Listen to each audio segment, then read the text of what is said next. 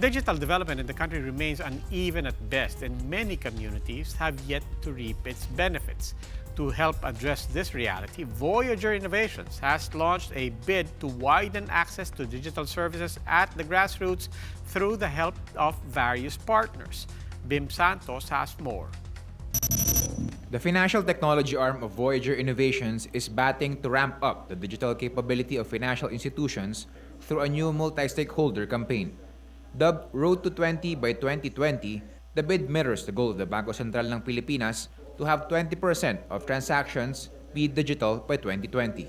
At present, the number stands at a negligible 1% rate. Most of them are really cognizant of the reality that they really need to go digital.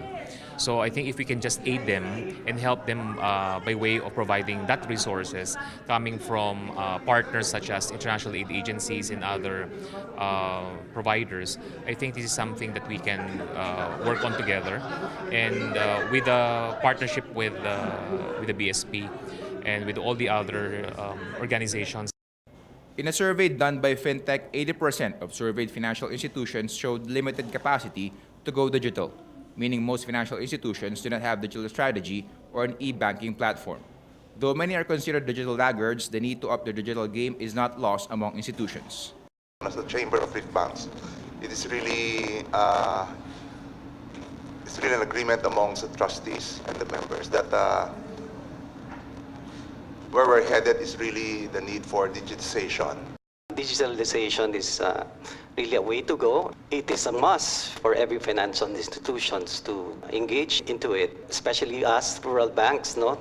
For us to compete with big banks, no? And at the same time to survive.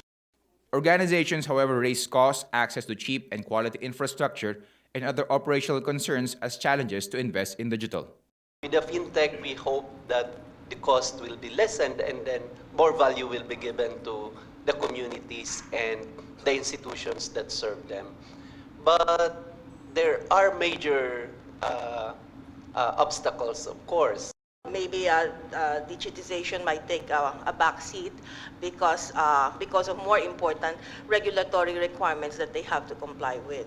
So that's why we interact regularly with the central bank. So we're pushing for this. We're encouraging our members to go into this. And we see the value of this, no? Especially for the thrifts.